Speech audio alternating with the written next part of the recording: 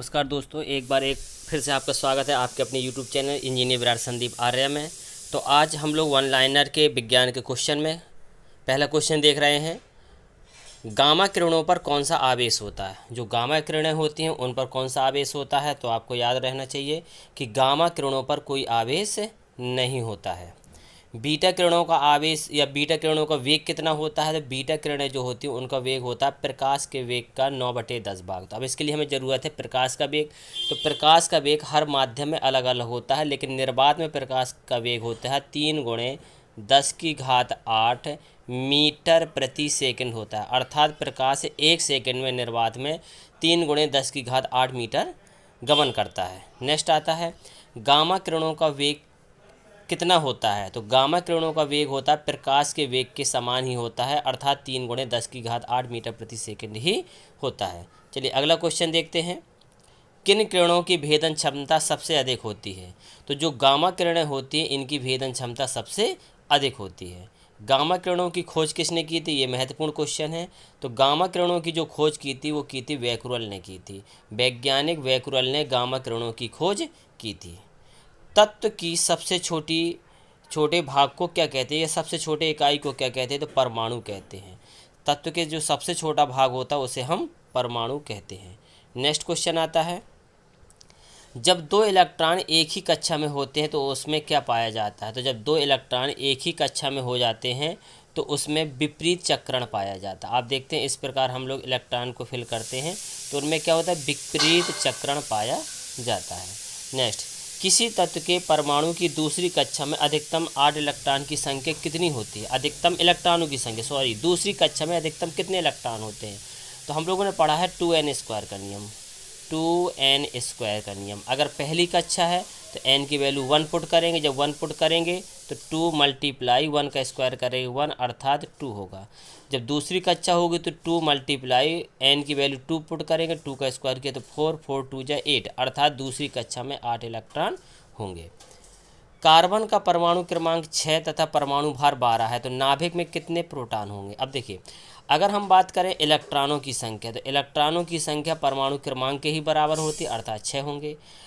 Electron के बाद अगर हम प्रोटॉन की बात करें तो प्रोटॉन भी आपके कितने होंगे? 6 होंगे। अगर हम न्यूट्रॉन की बात करते हैं तो परमाणु भार माइनस परमाणु क्रमांक अर्थात 12 - 6 = 6 होंगे। नेक्स्ट, मुख्य क्वांटम संख्या किसका निर्धारण करती है? तो जो मुख्य क्वांटम संख्या है वो कक्षकों की या कक्षाओं की विभिन्न विन्यास को दर्शाता है। कौन? क्वांटम संख्या विन्यास को दर्शाता है, कक्षाओं की विभिन्न अविन्यास को दर्शाता है। नेक्स्ट आता है, तत्वों की प्रकृति को किस प्रकार ज्ञात किया जा सकता है? तो तत्वों की जो प्रकृति है, नाभिक में उपस्थित न्यूट्रॉनों की संख्या। हमने बताया न्यूट्रॉनों की संख्या कैसी निकाली जाती है? न्यूट्रॉनों की संख्या बराबर होता है परमाणु भार माइनस परमाणु क्रमांक। नेक्स्ट, अनिश्चितता का सिद्धांत किसने दिया? तो हाइजेनबर्ग ने अनिश्चितता का सिद्धांत दिया था।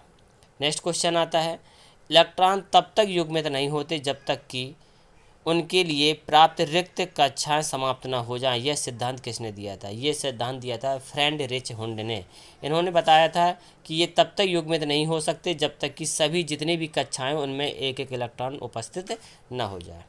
नेक्स्ट आता है, स्वर्ण पत्र से किसके प्रकीर्णन का अध्ययन करके रदरफोर्ड ने नाभिक की खोज की? तो स्वर्ण पत्र, नाभिक, रदरफोर्ड नामक वैज्ञानिक ने नाभिक की खोज करने के लिए स्वर्ण पत्र में सोने की एक चादर पर अल्फा कणों की बौछार की थी। उन्होंने पाया था कि जो नाभिक होता है, नाभिक में ये किरणें वापस लौट आती हैं।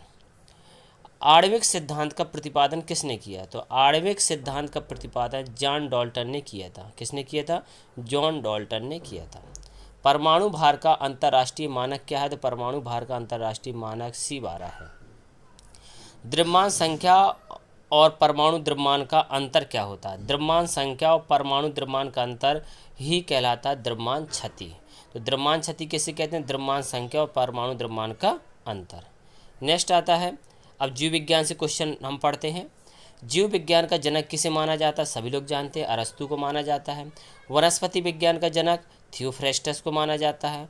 बायोलॉजी शब्द का प्रयोग सर्वप्रथम किसने किया था? तो लेमार्क तथा ट्रेविरेनस ने बायोलॉजी शब्द का उपयोग किया था।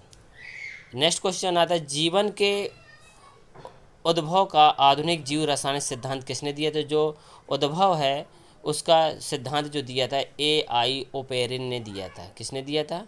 AI ओपेरिन ने दिया था। द्विनाम पद्धति के जनक कौन है? तो कार्ल लीनियस द्विनाम पद्धति के जनक हैं। जीवन की सबसे छोटी इकाई क्या है? तो जीवन की सबसे छोटी इकाई है कोशिका। नेक्स्ट, कोशिका भित्ति किसकी बनी होती है? तो जो कोशिका भित्ति बनी होती है वो सेलुलोज की बनी होती है। किसकी बनी होती है? सेलुलोज की। मनुष्यों में गुणसूत्रों की संख्या कितनी होती है? 46 होती है। और आंशिक जो लक्षण पीढ़ी दर पीढ़ी आगे चलते जाते हैं उन्हें क्या कहते हैं? उन्हें हम अनुवांशिक लक्षण कहते हैं। तो ये दोस्तों हमारे जीव विज्ञान के क्वेश्चन रहे। इनमें अगर आपको वीडियो को अच्छी लगती है तो लाइक कीजिए और वीडियो को शेयर करिएगा। Thank you very much. और हमारे चैनल को सब्सक्राइब कर लीजिएगा।